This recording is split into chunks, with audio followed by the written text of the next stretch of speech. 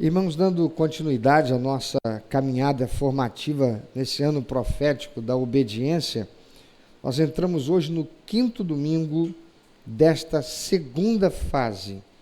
Nós tivemos vários domingos da primeira fase, este é o 5º domingo da segunda fase, quando nós estamos vendo a obediência aplicada de forma prática na nossa vida, no nosso contexto de vida. E nós já fomos confrontados pela palavra a viver a obediência nas nossas decisões, no uso do nosso tempo, na condução dos nossos relacionamentos e no secreto da nossa vida emocional que vimos domingo passado. Mas hoje o Senhor nos convoca a dar um passo ainda mais concreto.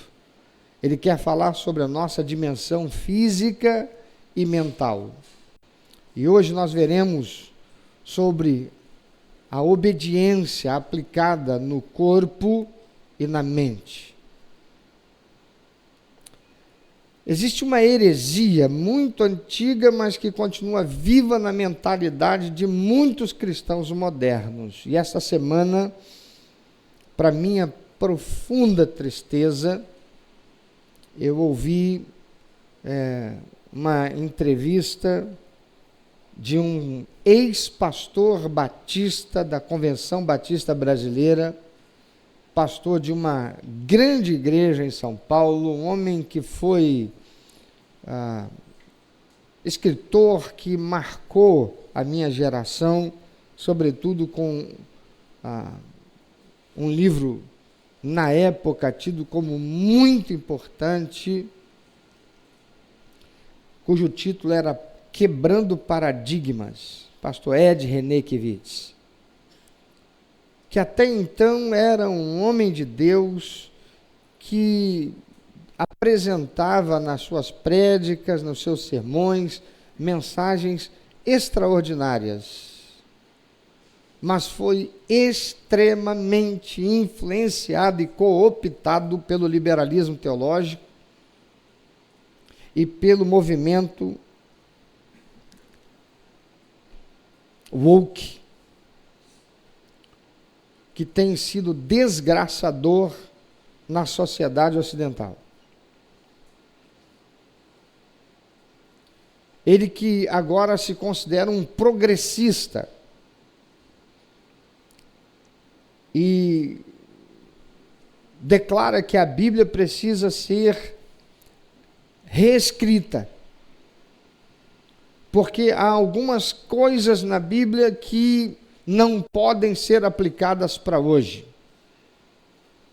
E quando alguém faz esse tipo de afirmação, está automaticamente descredibilizando a Bíblia como palavra de Deus.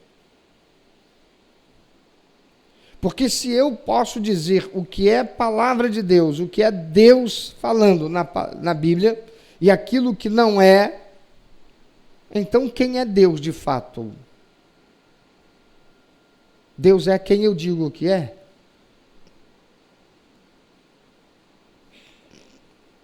E essa heresia muito antiga, mas que continua viva na mentalidade de muitos cristãos modernos, é a ideia de que nós fazemos com o nosso corpo físico ou com os nossos pensamentos ocultos, o que fazemos não tem relevância para a nossa vida espiritual.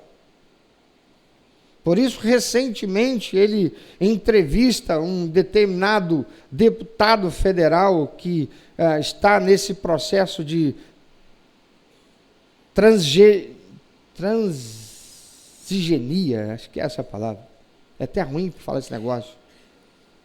Um homem biológico que se sente uma mulher e que faz procedimentos estéticos e consome medicamentos para que o seu corpo seja transformado na figura de uma mulher, mas biologicamente continua sendo homem. E esse que antes era um homem de Deus, um pastor, pregava a palavra de Deus, enaltece a figura de alguém que no seu discurso, inclusive, inúmeras vezes pregou contra e prega contra a família,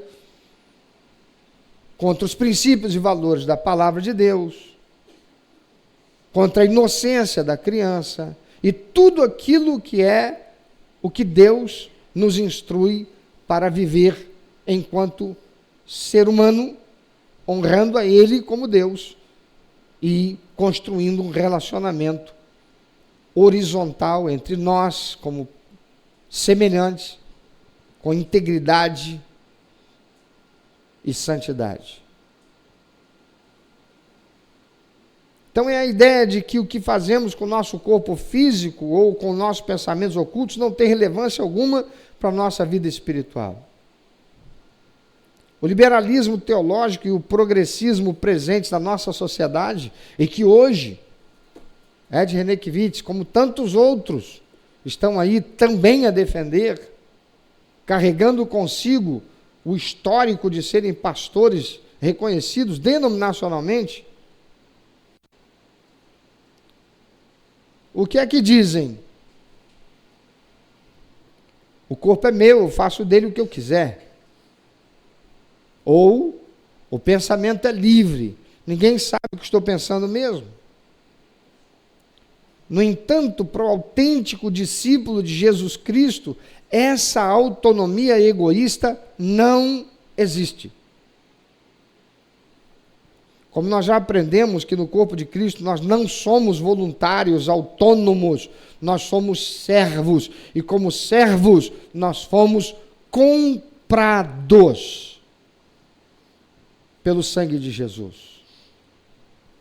Até mesmo a nossa carne, a nossa biologia e os bastidores da nossa mente pertencem ao Senhor e devem refletir a nossa obediência a Ele. Não tem esse negócio de que meu corpo, então minhas regras, porque não é meu. Eu estava vendido pelo pecado e condenado à morte eterna. Eu ia morrer e ia para o inferno, viver a eternidade com o diabo e seus demônios. Mas eu fui comprado pelo preço precioso do sangue de Jesus vertido na cruz do Calvário. Eu não mais me pertenço. O apóstolo Paulo diz: a vida que agora vivo, não vivo mais.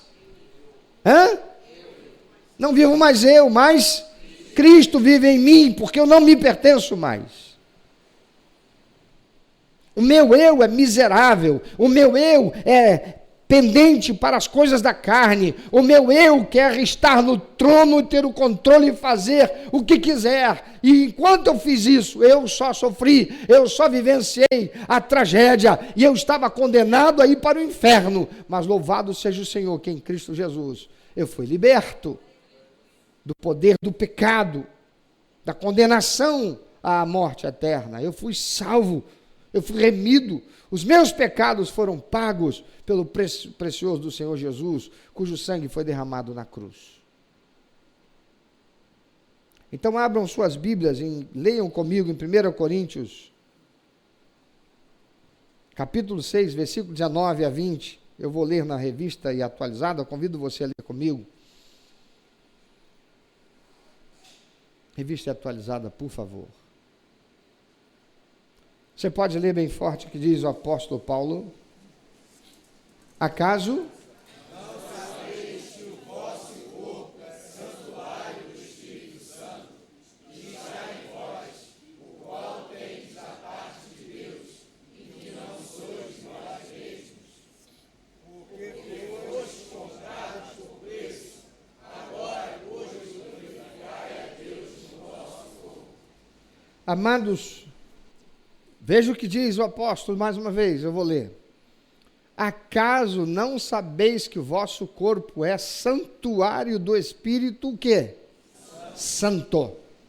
Que está em vós, o qual tendes da parte de Deus e que não sois de vós mesmos, porque fostes comprados por preço. Agora, pois, glorificai a Deus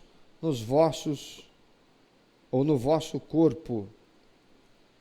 Prestar atenção na nossa maneira de viver significa entender que a nossa adoração não a Deus, ela passa obrigatoriamente pelos nossos olhos, pelo nosso estômago, pela nossa sexualidade e pela tela dos nossos pensamentos. O apóstolo Paulo começa o nosso texto base, ou que é esse que lemos, fazendo uma pergunta retórica. O que é uma pergunta retórica? É aquela que eu faço e a resposta já está nela. Eu faço e você já sabe intuitivamente a resposta. E que pergunta retórica é essa que quebra o nosso orgulho? Ele pergunta: acaso não sabeis que não sois de vós mesmos, porque fostes comprados por preço? Precisamos compreender o impacto disso em uma dimensão jurídico-redentora, ou seja, no que diz respeito ao direito legal de posse decorrente da nossa salvação. Lá na cruz do Calvário, aconteceu uma transação oficial. Nós estávamos escravizados pelo pecado, condenados à morte eterna, mas Jesus Cristo pagou a nossa fiança. E o preço pago não foi ouro, não foi prata, foi o seu próprio sangue inocente. Portanto, quando você recebe a Cristo, faz aliança com Ele, você abre mão do direito de propriedade de si mesmo. Não é possível eu continuar fazendo o que eu quiser, deixa a vida me levar, a vida leva eu, dizendo eu sou de Jesus, aleluia, porque isso é mentira, isso é hipocrisia, isso é auto-engano. E lamentavelmente há muitos púlpitos que não estão mais pregando sobre pecado, não estão mais confrontando as pessoas a respeito da sua condição miserável, de que vão morrer e vão para o inferno se continuarem a viver dessa maneira, porque Deus é santo, Ele não compactua com o que é errado, Ele não admite, Ele não aceita, não pode aceitar, porque a sua natureza é santíssima.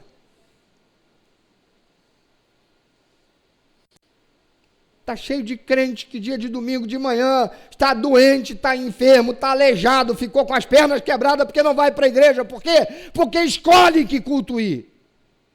E por que escolhe? Seu corpo é suas regras.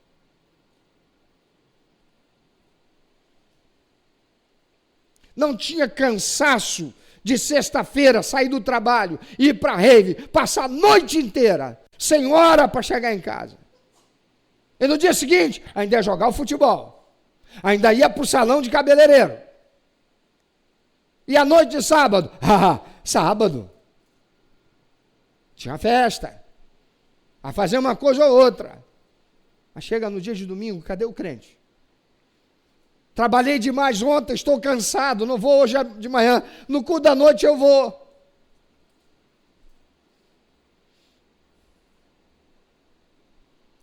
Você está se enganando. O que esse crente está fazendo? Ele está dando uma declaração ao mundo espiritual.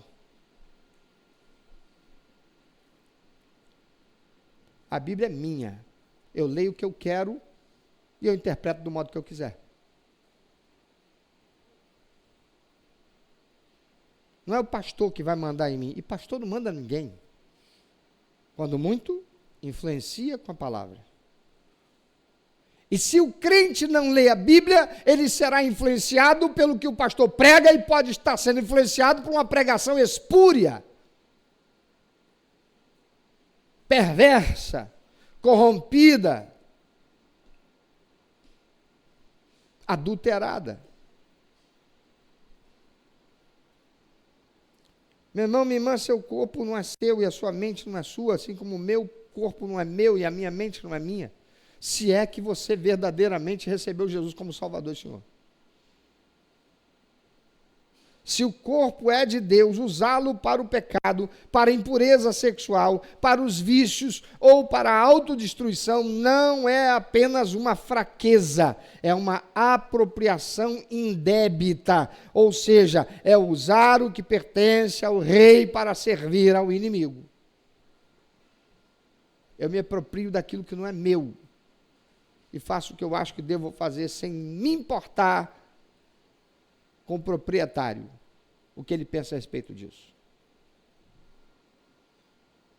A obediência no corpo começa quando nós reconhecemos que nós somos apenas administradores da propriedade de Deus. A palavra de Deus nos chama de mordomos. Sabe o que é mordomo?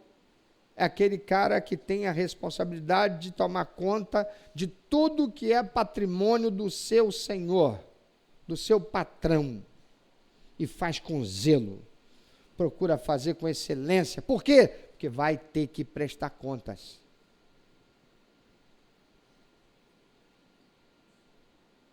Deixa eu dizer uma coisa, irmãos, desagradável de ser dita, e por muito desagradável de ser ouvida. Aqueles que estão enchendo os templos em busca de um culto que nada mais parece do que um show cheio de estética, de beleza visual, auditiva, com um ambiente preparado, feito para mexer com as emoções. E quando vem a pregação, assim, quando ouve os louvores, é aquele worship, é aquele estilo de música que é feito para mexer com o emocional, milimétrica, matematicamente preparado para isso. E quando vem a pregação, é uma mensagem coach, é aquela mensagem que estimula, é aquela mensagem que não toca na ferida da alma, que é o pecado. Você está enganando a si mesmo e se deixando ser enganado.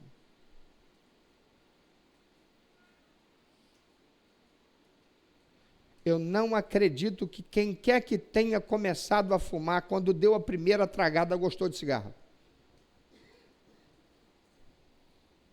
Eu não acredito que quem quer que tenha começado a beber bebida alcoólica, quando deu a primeira golada, não desceu rasgando, queimando a garganta. Eu não acredito que quem começou em qualquer uma destas coisas, quando começou a primeira experiência, foi boa, gostosa e por isso não quis parar. Não, a motivação sempre foi outra. É o sentimento de pertencer àquele grupo. É a influência social daquele ambiente. É a sensação de me sentir com poder para parecer com o outro que parece ter poder. Até que chega um momento que aquilo que começa ruim, desagradável, que embolou o estômago, que queimou a garganta, começa a não mais ter esse efeito. Na verdade, o efeito parece agora ser até gostoso. Por quê? Porque o corpo habitua. O cérebro é condicionado. E aí entra a dependência, o vício.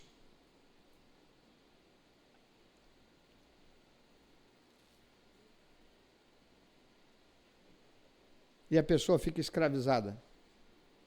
E mesmo quando recebe a palavra da verdade, a instrução que reconhece isso aqui é verdade, muitas vezes não sabe e não consegue sair e ser liberto. Por quê? Porque é preciso fazer uma coisa, é preciso morrer para si mesmo.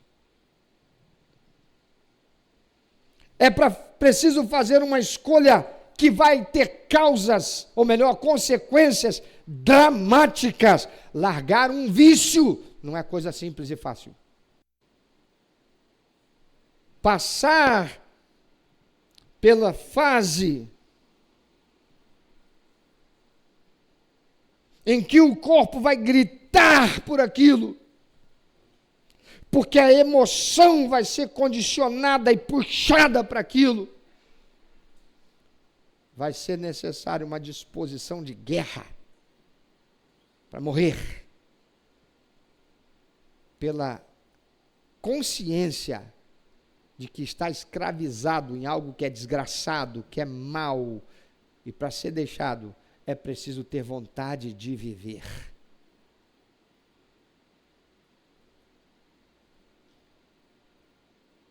Tem muita gente que está hospitalizada, está num leito de hospital, entre a vida e a morte, Os médicos já aplicaram todo o recurso, toda a medicação, tudo, e nada surte efeito. Por que não? Porque o paciente desistiu de viver. O seu inconsciente, a sua força espiritual, ele já se entregou à morte. Pode fazer o que for. Pode usar a medicação que for. Pode usar os recursos que for. Vai morrer. Por quê? Porque desistiu de viver. Quantas pessoas são aquelas que uma vez entregue ao vício? E deixa eu dizer para você, não sai, a menos que verdadeiramente morra para quem é e nasça de novo em Cristo Jesus. E morrer parece algo fácil, né? É só pular da sacada, é só dar um tiro na cabeça. Não é essa morte.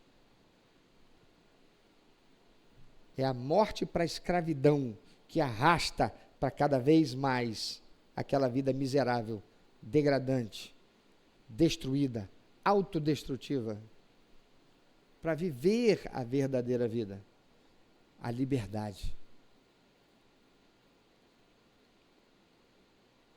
Você já deve ter visto algum vídeo parecido, e eu vi isso muitas vezes, em muitos lugares. Passarinhos criados desde pequeno, dentro da gaiola.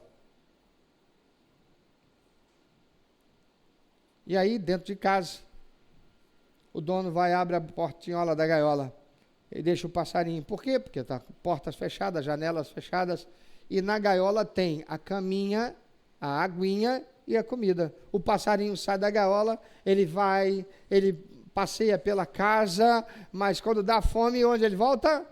Para a gaiola, a portinha está aberta. E ele fica condicionado a isso. Pega o passarinho, leva ele para o lado de fora, abre a porta da gaiola, ele não sai. Por que ele não sai? Porque agora ele não está no ambiente em que ele foi condicionado. Ele tem dificuldade de sair da gaiola. Isso é a escravidão do vício. Isso é a escravidão dos costumes deturpados pelo pecado. A pessoa está condicionada.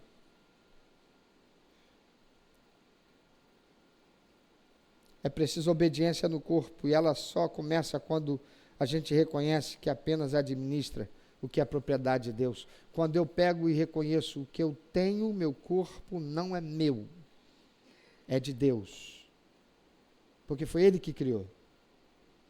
Mas ainda assim eu estou condenado à morte eterna, eu vou morrer, vou para o inferno. Por quê? Porque eu tenho pecado contra Deus no meu corpo. Eu não controlo meus impulsos sexuais. Eu não controlo os impulsos para usar aquela droga. Então eu preciso morrer para mim mesmo e nascer de novo em Cristo Jesus. O nome disso é conversão. Mas sabe por que tem tanta gente que, mesmo tendo feito aquela oração, dizendo eu te recebo, Jesus, como meu único eterno suficiente Salvador, não se converte de fato e volta para aquilo que não deveria, porque anda sozinho. E já desde o princípio da criação, olhando para a criação perfeita que fez Adão, Deus diz, não é bom que o homem faça o quê? Esteja só. Aí o camarada diz, eu rejeito todo o pecado, eu quero largar essa sujeirada, eu quero ver uma nova vida em Cristo, eu quero isso aí, pastor, eu recebo Jesus, mas não deixa de andar sozinho. E sozinho você é o quê? Alvo fácil. Porque sozinho é o quê? Perigoso. E por que é perigoso? Porque não há ninguém que ande sozinho espiritualmente. A palavra de Deus diz, o diabo, o teu inimigo, ele anda ao teu derredor, bramando como leão, buscando a quem possa tragar. Ele fica perturbando, fazendo nossa mente pensar coisas que não queremos, para que, concordando com elas, uma vez mantendo-as em nossa mente como sendo nosso pensamento, construamos sentimentos que virão da fragilidade e nos levarão a fazer aquilo que não deveríamos. Nosso corpo é um santuário vivo, é lugar de habitação divina, diz a palavra do Senhor. A segunda verdade impactante que o texto nos apresenta é exatamente isso que diz o apóstolo: o vosso corpo é o quê? Santuário do Espírito Santo que está em vós, o qual tendes da parte de Deus, se é que essa pessoa recebeu Jesus como Salvador e Senhor da sua vida. A palavra santuário aqui, amados, tem um peso escatológico, isto é, diz respeito ao cumprimento final dos planos de Deus para habitar com seu povo, que antes acontecia em templos de pedra, mas agora se realiza na igreja. No Antigo Testamento, Deus habitava no tabernáculo, e mais tarde, no templo de Salomão, o lugar mais sagrado era o chamado Santo dos Santos, onde a presença de Deus descia e se fazia notória e conhecida ali. Ninguém podia entrar lá de qualquer maneira. Havia uma exigência severa de pureza e santidade. Não se podia entrar no Santíssimo Lugar se não fosse com pureza e santidade. Mesmo o sumo sacerdote, que era o único que lá entrava uma vez no ano. Irmãos, Paulo está dizendo aqui nesse texto que o templo de Deus hoje não é mais esse prédio de tijolos onde nós nos reunimos. O templo de Deus sou eu, o templo de Deus é você. Olha para quem está do teu lado, essa pessoa aí é um templo de Deus. Diga para ela, você é templo de Deus. O Espírito Santo de Deus mora dentro da sua estrutura física e isso muda completamente a forma como nós lidamos com o nosso corpo e com a nossa mente. No corpo, o que é que você coloca dentro dele?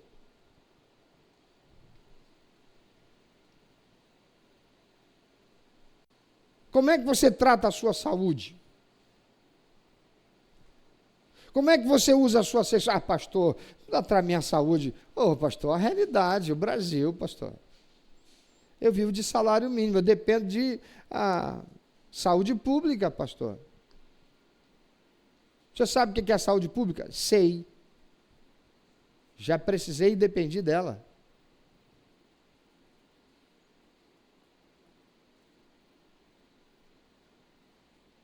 Mas eu quero te perguntar, por que a saúde pública está do jeito que está? A palavra de Deus diz em Lamentações 3,39, do que o homem tem para se queixar? Ele responde, que o homem olhe para trás e veja onde errou.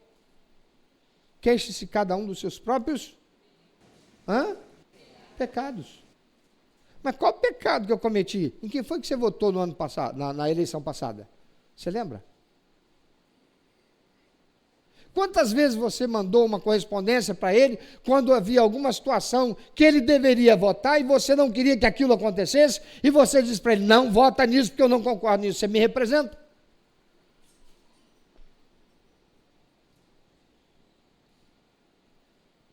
A palavra de Deus diz que um abismo faz o quê? Chama outro abismo.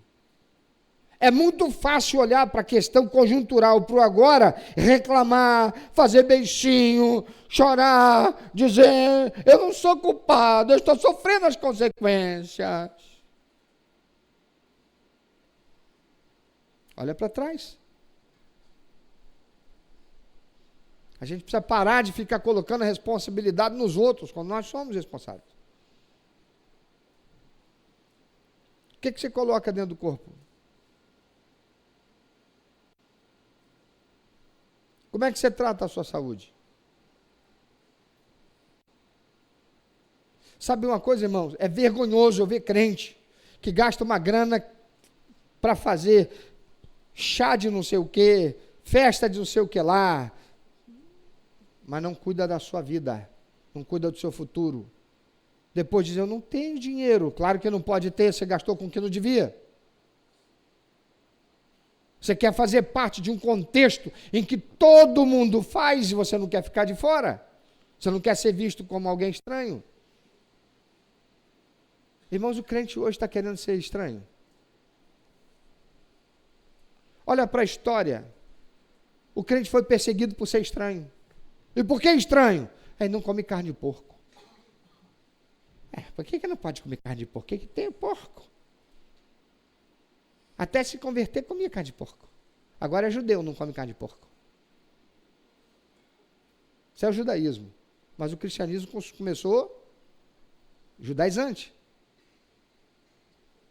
Depois, essa gente é estranha. Por quê? Porque tem um dia lá que eles comem a carne e o sangue de um cara lá que morreu por eles.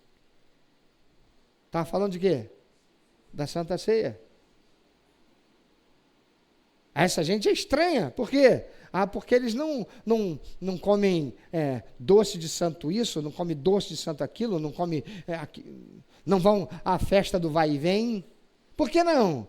Aqui que tem demais. Não, porque eles dizem que é consagrado para o santo lá. Aí eles não vão. Olha para a história. Os cristãos foram até perseguidos e mortos por ser estranhos, irmão. Por que estranho? Porque é estranho para o mundo. Não é estranho porque se faz estranho. Eu não estou falando de vestir aquelas roupões e parecer aquela coisa. Não estou falando disso.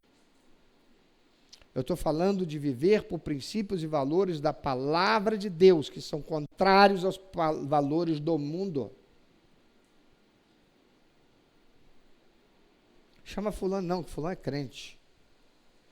Aí não chama o fulano, mas quando está passando pelo perrengue, quando tem problema, não é para aqueles que chama para ir para a bagunça, é para o crente que vai para dizer, ora por mim.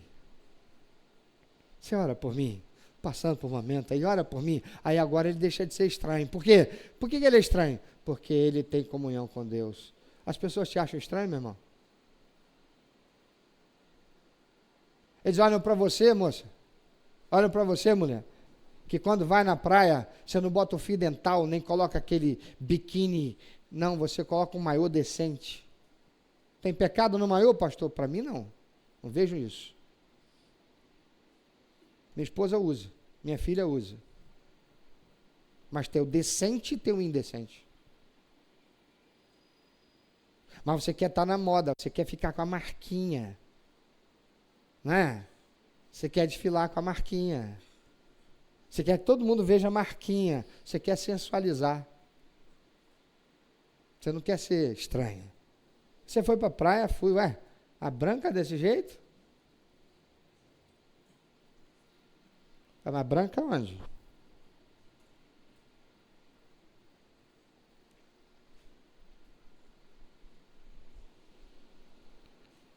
O que você coloca dentro do corpo? Como é que você trata a sua saúde?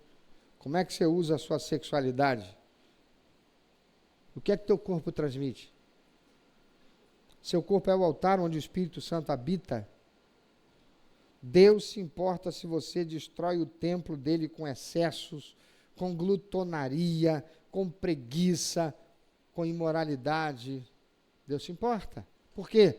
Porque custou o sangue precioso do seu próprio Filho Jesus Cristo naquela cruz para te dar salvação e vida eterna.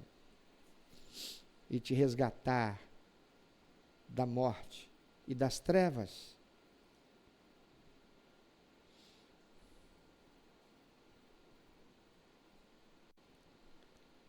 Precisamos mudar a forma como nós usamos a mente. A mente, amados, é antessala do santuário. Se o Espírito Santo habita em você, os seus pensamentos secretos, suas fantasias que você cultiva na solidão, as imagens que você assiste quando ninguém está olhando, tudo isso está acontecendo dentro do templo de Deus. Já parou para pensar nisso? Que quando você está lá de madrugada, se está, achando que ninguém está vendo, porque não está, e você está lá no celular ou na televisão, naquele filme pornográfico, quer que seja, você se esqueceu de que tem Deus? Você esqueceu de que Deus existe? Que coisa incrível. Obedecer na mente é fazer o que Paulo diz em outra carta, é levar todo o pensamento cativo à obediência de Cristo.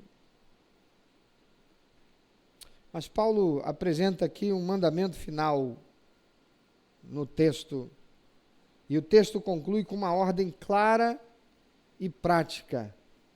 Pode ler a última frase que ele diz? Agora, sem chorar de tanto quebrantamento com a palavra que já entrou no teu coração. Você pode ler mais forte?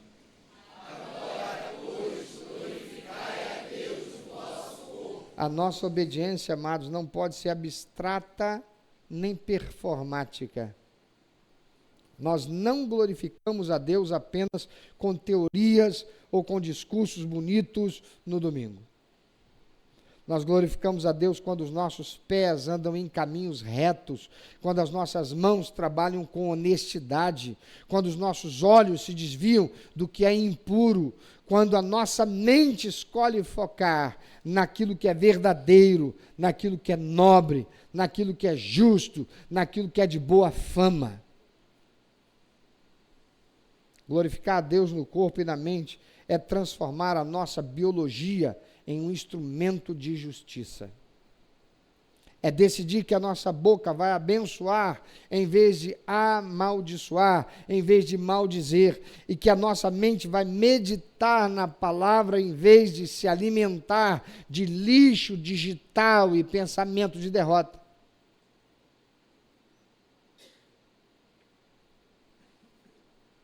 Tem gente dentro da igreja, membro da igreja, indo para o inferno e vai para o inferno. Quem diz isso? Jesus. Nem todo que me chama de Senhor vai entrar no reino do céu. Por quê? Porque vive no mimimi. É uma pessoa mimizenta. Não pode falar com ela da verdade da palavra de Deus. Não pode dar feijoada, que ela vai dizer isso, vai me dar desinteria. E aí isso me fazendo mal para o meu estômago. Por quê? Porque não quer comer o que deveria. Quer se alimentar de porcaria.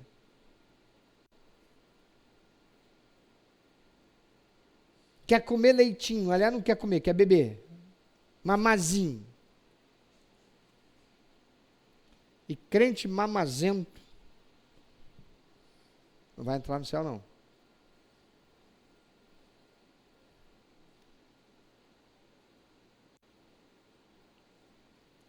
Porque crente assim se alimenta de lixo. Que lixo? Do que a gente pode falar que hoje produz a grande mídia? Lixo. Lixo. O que são as novelas? Lixo moral. O que é, ou o que são os chamados programas de jornalismo? Tudo menos jornalismo. Lixo.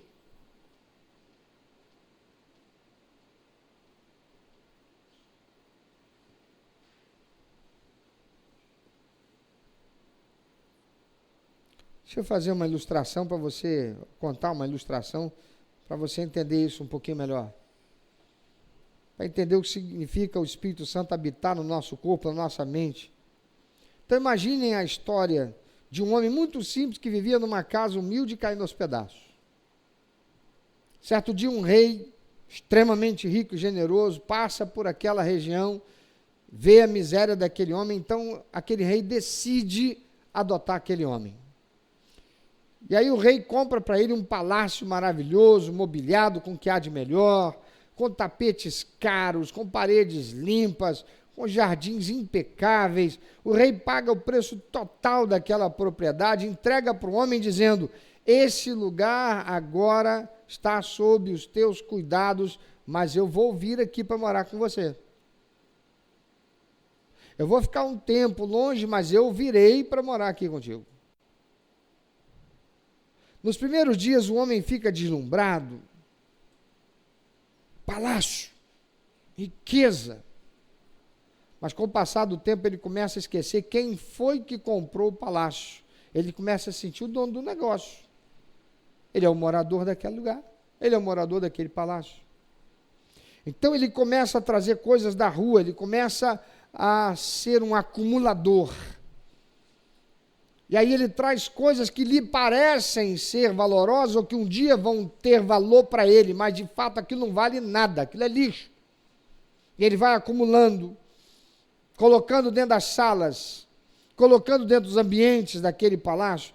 Ele deixa as paredes ficarem sujas, ele permite que goteiras estraguem os móveis caros, ele não conserta o telhado, ele não ajeita, ele não está ali lidando profilaticamente, mantendo aquele lugar. Ele começa a convidar pessoas de má fama para fazerem festas degradantes dentro dos salões reais, até que um dia o rei bate a porta, porque o rei está vindo para habitar ali. O rei falou que eu vou voltar, vou morar aqui contigo. E ao entrar, o rei caminha pelos corredores e vê o lixo acumulado, vê o mau cheiro, ou sente o mau cheiro, e a destruição, a degradação daquela propriedade que ele comprou por um valor tão alto para abençoar a vida daquele homem. E o rei não deixa de amar o homem, mas a convivência ali se torna impossível no meio daquela sujeira. O homem, por sua vez, vive envergonhado, tentando esconder o lixo nos quartos escuros da sua mente, fingindo que está tudo bem quando o rei passa. Não é assim? Nós somos aquele homem. O nosso corpo e a nossa mente são o palácio que Jesus comprou com o preço do sangue precioso vertido na cruz do Calvário. O Espírito Santo é o convidado ilustre que veio morar dentro de nós. Muitas vezes nós temos trazido lixo do mundo para dentro desse palácio, através do que a gente vê na internet, através do que a gente vê na televisão, através dos pensamentos impuros que alimentamos e dos vícios que permitimos no nosso corpo. Obedecer no corpo e na mente, amados, é abrir as portas para o Espírito Santo fazer uma faxina completa, jogando fora todo o lixo e guardando cada cômodo da nossa vida para a glória do Rei. Você tem feito isso? Meus irmãos, a nossa santidade não é dividida. Deus não quer apenas a sua alma. Ele quer seu corpo, Ele quer sua mente submetidos a Ele. Para pensar. Por que você cometeu aquele pecado? Por que você está cometendo esse pecado? Se não é porque você se tornou esse homem. Pensa um pouco sobre isso. Feche os seus olhos agora. Olha para dentro de si mesmo. Se você já é um cristão, eu quero confrontar você hoje a olhar para o palácio do seu corpo e da sua mente. O que você tem cultivado no secreto da sua mente quando ela está lá sendo submetida à tela do celular, da televisão, pelas madrugadas, quando ninguém está vendo, mas Deus está.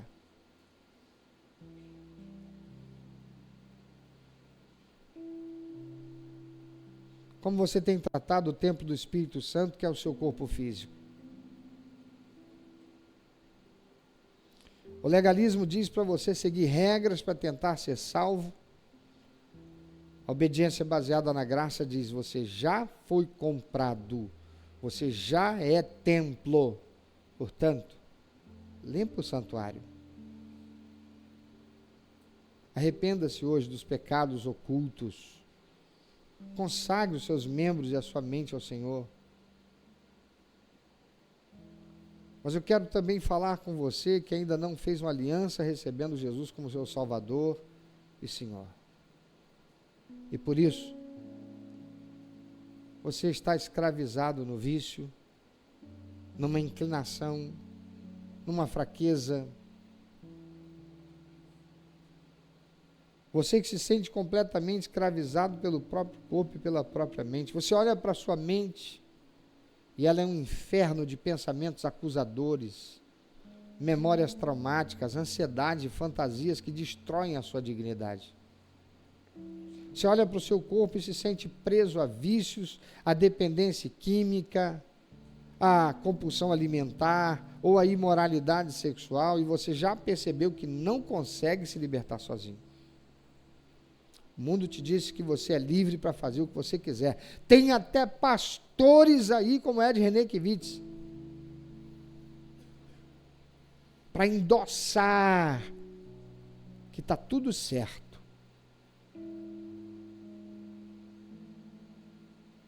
Porque em Cristo Jesus você é livre para fazer o que você quiser. E o que basta é a sua consciência crendo em Deus, que é amor. E Ele ama você. Então pode fazer que está tudo certo.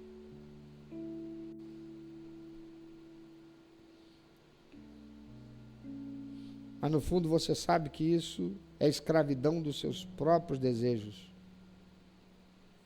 Então escute a voz do Evangelho de Jesus Cristo hoje. Você não precisa continuar destruindo a si mesmo. Jesus Cristo conhece o preço do seu resgate. Ele se entregou na cruz para quebrar as correntes do vício, para purificar a sua mente, para transformar o seu corpo caótico em um santuário de paz e santidade. Ele quer comprar sua vida hoje, Ele quer tirar você do império das trevas, Ele quer fazer morada no teu coração. E se você quer ser liberto, se você quer o sangue de Jesus limpando a sua mente, o seu corpo, se você deseja confessá-lo como teu único, eterno, suficiente Salvador e Senhor da sua vida, dê hoje o passo de obediência que se faz necessário, imprescindível, sine qua non, para que isso se torne realidade na sua vida. Entregue a sua vida a Jesus Cristo. E se você quer fazer isso hoje, faça isso agora. Esteja você aqui presente, esteja você participando através dessa transmissão, faça isso agora. Faça comigo esta oração, ore depois de mim e diga: Senhor Jesus, eu peço perdão porque tenho deixado a minha mente e corpo serem dominados pelo lixo deste mundo perdido. Eu não aceito ser escravo de Satanás, com meus impulsos e compulsões. Eu não sou lixeira de Satanás, mas meu corpo e minha mente são do Senhor. E eu me rendo totalmente ao senhorio teu. Eu peço que me perdoe por meus pecados. Me lave e me purifique no teu sangue vertido na cruz, para me comprar para ti.